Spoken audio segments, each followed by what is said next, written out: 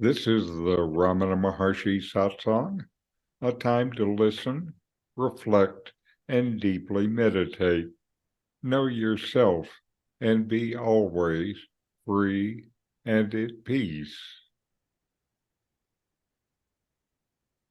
Welcome. I'm Richard Clarke, hosting this satsang. I'm not a guru or a teacher. Like you, I'm just someone who loves this teaching and wants to share it. I'm reviewing and commenting on the book Talks with Sri Ramana Maharshi. I'm on Talk 103. Let me go to it. The next day, Bhagavan said, "These people want some japa, dhyana, or yoga, or something similar, without their saying what they have been doing so far. What more can be said to them? Again, why japa? It's phalasruti, reward, etc. Who is it that makes the japa? Who gets the fruits thereof? Can they not look to the self? Or again, even if instructed by others to do japa or dhyana, they do it for some time, but they are always looking for some results, visions, dreams, or powers. If they do not find them, they say they're not progressing or the tapas is not effective. Visions, etc., are no sign of progress. Mere performance of tapas is its progress also. Steadiness is what is required. Moreover, they must entrust themselves to their mantra or their God and wait for its grace. They don't do so. Japa, even once uttered, has its own good effect, whether the individual is aware or not.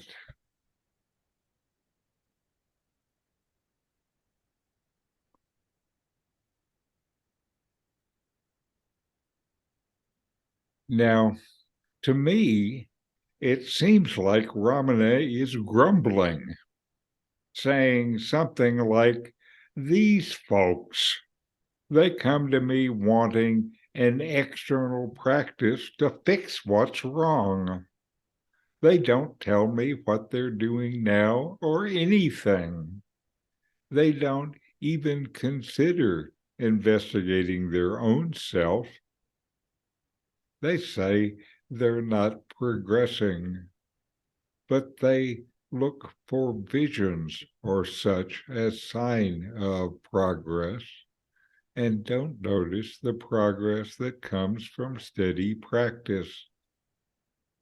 They must give themselves to the practice, then grace will come." Ramana starts discussing the practices like japa, the repetition of a mantra or sacred name. This is commonly done hoping to produce an effect, the reward, or phalasruta. These might be visions or powers. This is external practice, a practice to a power beyond yourself, to gain an external result. So Bhagavan says that some people come to him seeking guidance on their present practices, japa, dhyana, yoga, and so forth, without first disclosing what they have been doing so far.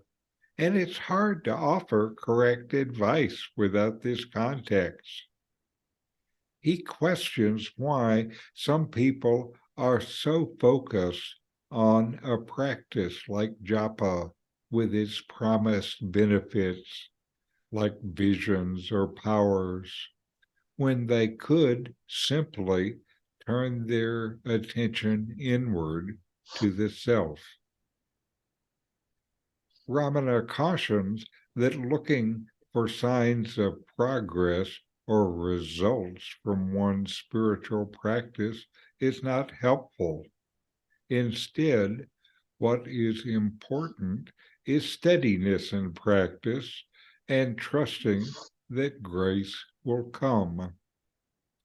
Grace is not something that you do, rather, it is a natural unfolding that comes when it comes. You can't make it come faster. All you can do is to slow down its progress with an agitated mind.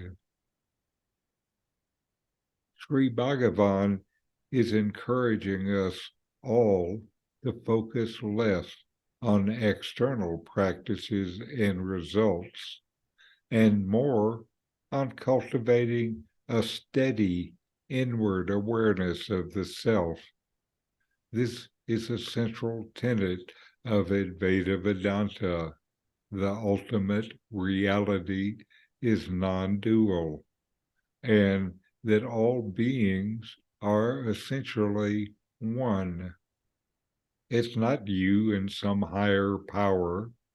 It is you and the higher power are one and the same, not different.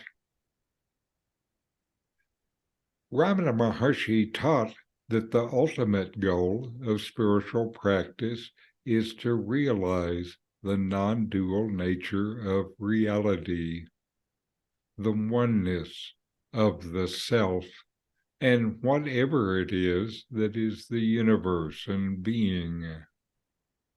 This realization cannot be achieved through external practices or the accumulation of spiritual experiences, but only through the direct experience and knowledge of the self. This is the reason for self-inquiry as a practice. Advaita Vedanta says that the self is the eternal, unchanging essence of all beings beyond the limitations of body and mind. Through the practice of self-inquiry, looking within yourself, asking something like, "Who am I?" and investigating the nature of your own true identity, you can come to know this essential self and realize that you and it are not separate. Ramana Maharshi emphasizes the importance of turning one's attention inward and focusing on the self, rather than becoming attached to external practices or experiences.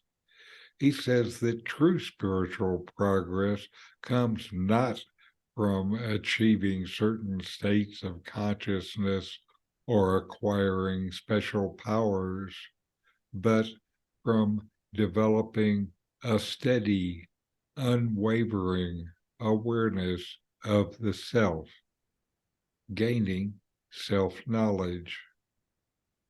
What is important is to cultivate and develop a steady inward focus practice and to trust the process. Ramana did not necessarily reject the practice of japa, but he emphasized that it should be done with the right attitude and understanding. He said, if you know who it is that is doing japa, you will know what japa is.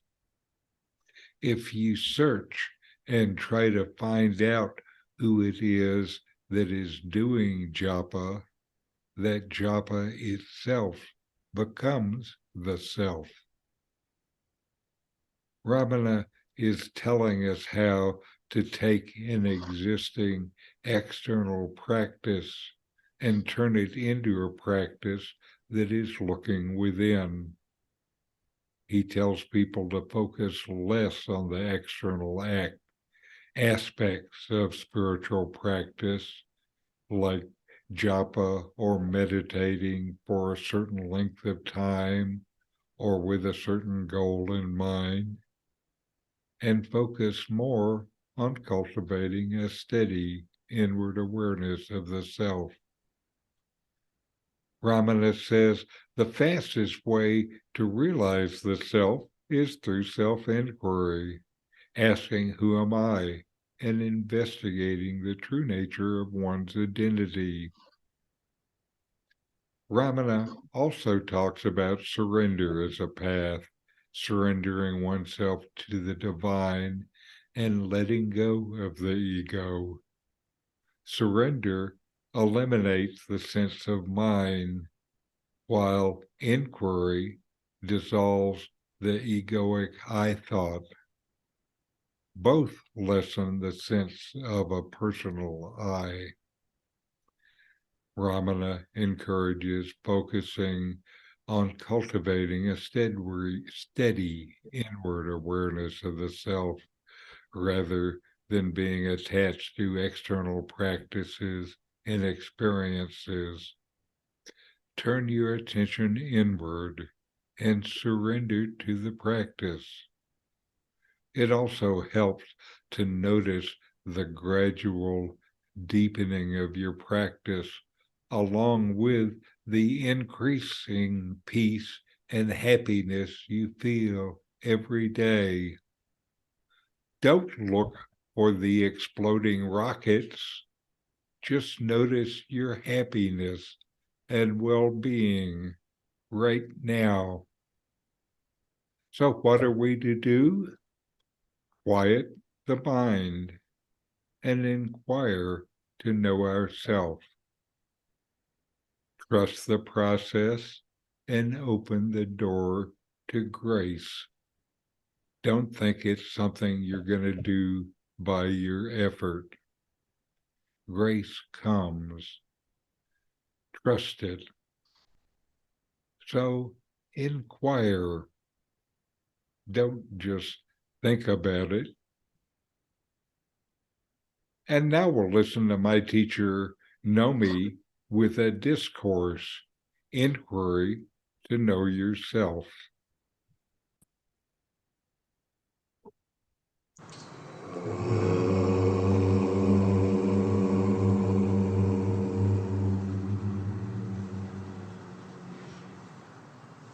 If only you know yourself,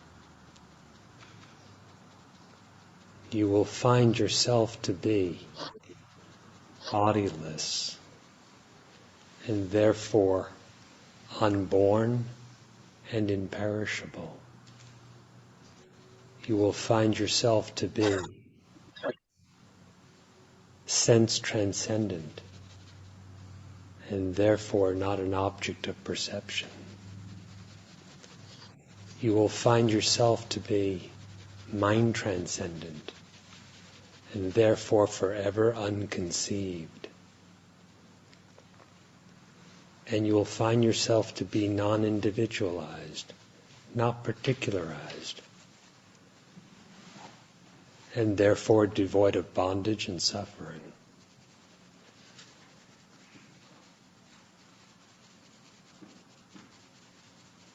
You will find yourself to be of the nature of Satchidananda, being, consciousness, bliss, without beginning and without end. To know yourself, inquire.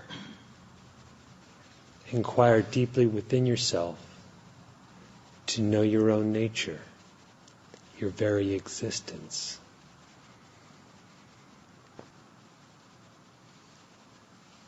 The knowledge of yourself is unique in that it contains no division between a knower and a known, a subject and an object.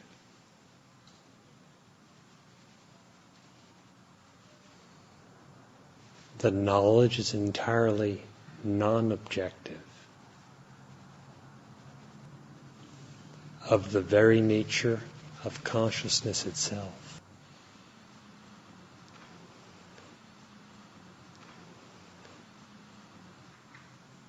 What is the nature of your own consciousness? What is the very nature of your existence?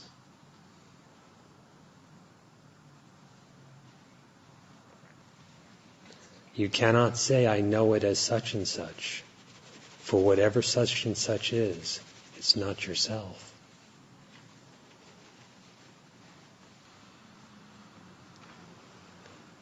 The Maharshi has said, in question form, are there two selves, one to know the other? The self is only one. Your existence is invariably indivisible.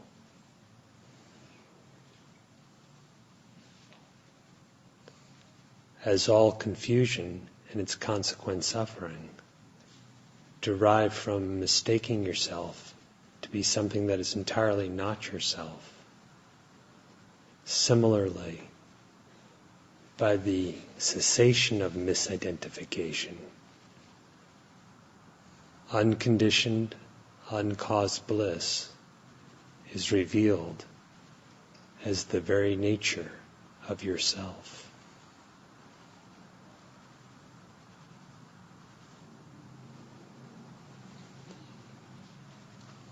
Your very being, your very existence, is the core of the teaching. How will you learn it? How will it be taught? Yet how can you be without it?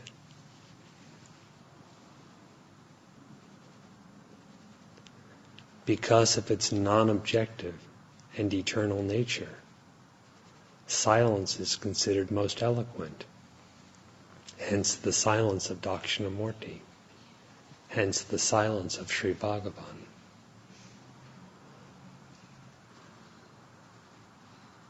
What is that absolute reality indicated by silence?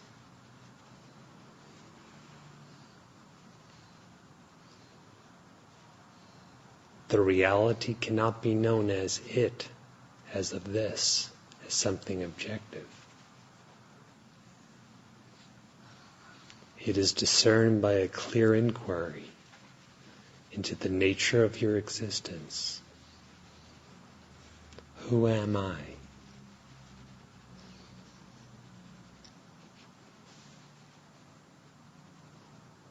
Look for that in you which is neither appearing nor disappearing, which is neither gained nor lost at any time. Discern that in you which is never an object of thought.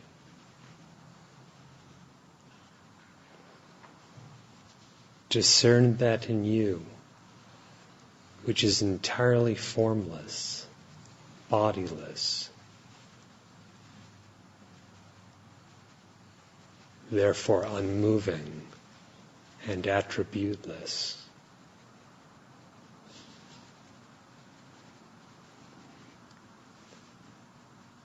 If thus you inquire profoundly, you will find that you are just being and never become this or that. Neither an I nor anything else. That is neither an individual nor any kind of thing.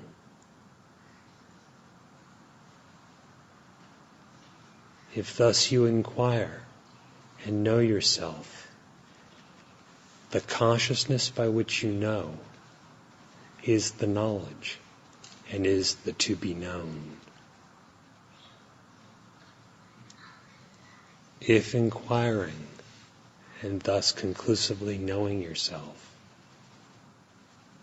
you yourself will be the happiness that is utterly non-dependent.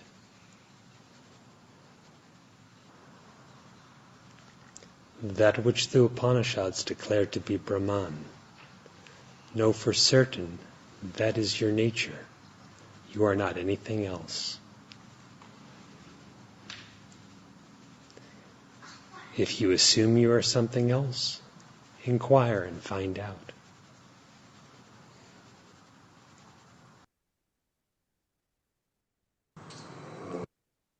All right. And now we'll take a few minutes to inquire. And, when I'm doing these inquiries, I ask a range of questions beyond the question, who am I?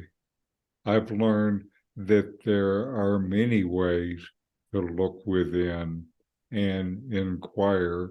And part of what I'm trying to do is to show you some of these ways that you can inquire yourself. Anyway, here we go. Notice that you exist, and you know that you exist. You don't have to think about it or feel it. You just know.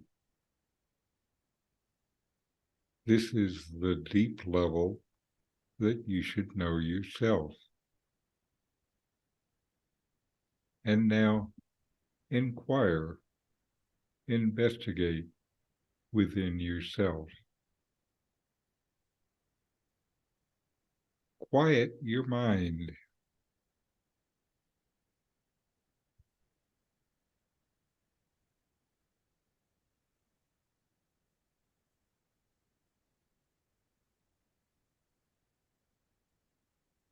What do you find when your mind is quiet?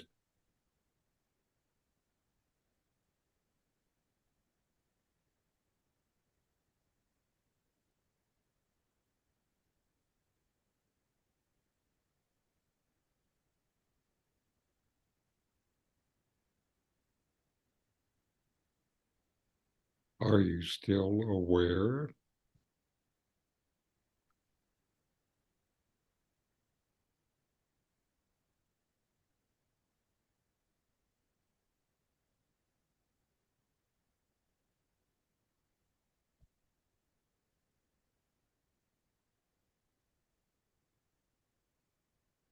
When you're quiet, do you still know yourself?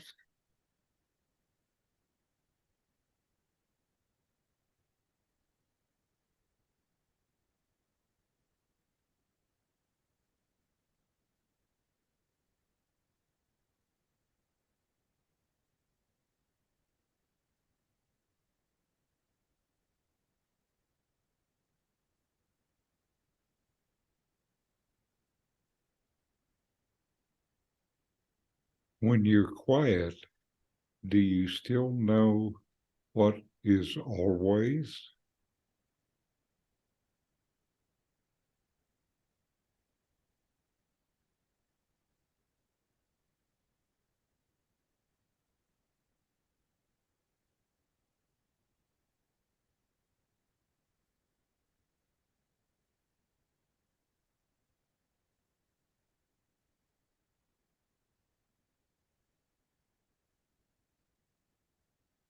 Who am I?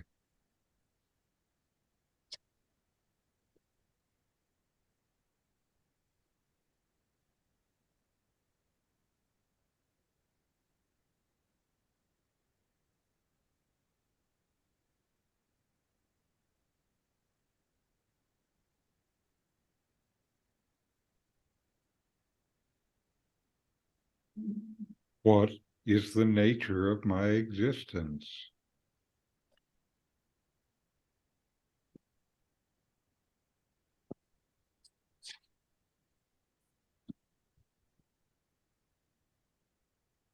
What is it that actually exists, that is always, that doesn't come and go?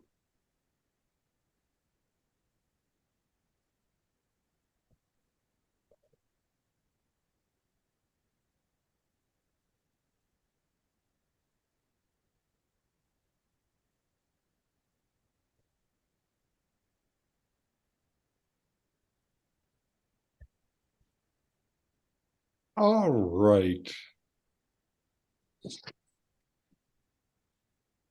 And close with our chant. Om.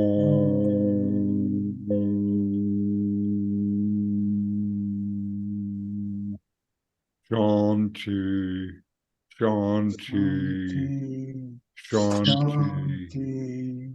Om. Peace, peace, peace.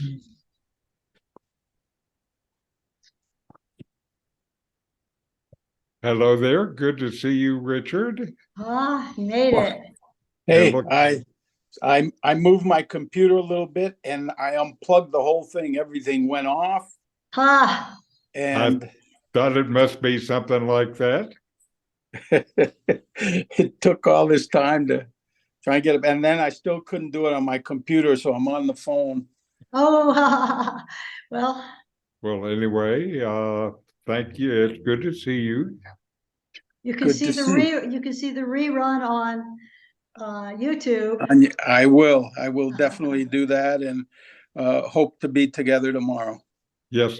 And now, to me, this was an interesting talk because it really, to me, sounded like Ramana was complaining. Huh? What You what know? talk was it? I was number 103. 103. And if you look at what he said these people want some japa, dhyana, or yoga or something similar without their saying what they have been doing so far. What more can be said to them? And why japa? Who is it that makes the japa? Can they not look to their self? If somebody else said that, I would think they're complaining. I don't know about Ramana. I probably just trying to guide. Well, to me, it sounded like just an aside. Nobody was around. And anyway, I thought it was interesting because that's the flavor I felt. I'm sure his was higher, but sounded like he was complaining to me. I look forward to watching it. And certainly I've noticed in places where they're doing spiritual teaching that there seem to be always some who just don't get it. I bet he noticed that too, big time. Yeah. Well, sounds like that's exactly what he was noticing. Yes. It's like his audience didn't know anything about his teachings. So I guess that's why they were there. Right. And he said they just wanted him to tell them something that it could fix their life for Right. them. And Easy answers. that's right. And he say it's not a matter of what I can do for you. You're the one who has to develop a steady practice and not look for what I described as the fireworks. Mm-hmm. Yeah, I think I remember an account that when Ramana was dying, and he said, "They still think I'm the body." Uh-huh. Yeah. Uh-huh. Yeah. Yes. He said, "Where can I go? Where am I going? I'm going nowhere." Right. Yeah. But they think I'm the body. Right. Well, again, I think the way that it starts is you externalize it. You've already had the habit in your whole life of externalizing everything. So you start your spiritual search with this same external mind. Yeah. And you got to start where you are. Right. Right. Mhm. But start. Yeah. And when you start, just trust the process. And I think that's hard because we look for results. Yeah, and control. Uh-huh. Yes. Yeah. I know for me, I look for what can I do next is my idea without questioning this. What can I do about any of this anyway? That's right. Who am I? Right. I think anyway. So I'm continuing to enjoy going through these talks. What do you guys think? Oh, I love it. Okay. Yeah, they're invaluable. Yeah. I I tried really with all enjoy my it. might to get back to it after losing out. So we got to keep going. Okay, we'll keep going, and I'll wrap up the video for you this evening and send it to you. Wonderful. Wonderful. Okay. Anyway, namaste, Namaste. Namaste. and Namaste. Thank you. good meditation. Thank you, everybody. Thank you. Thanks for watching. If you enjoyed this Ramana Maharshi video, subscribe, like, and send me a comment.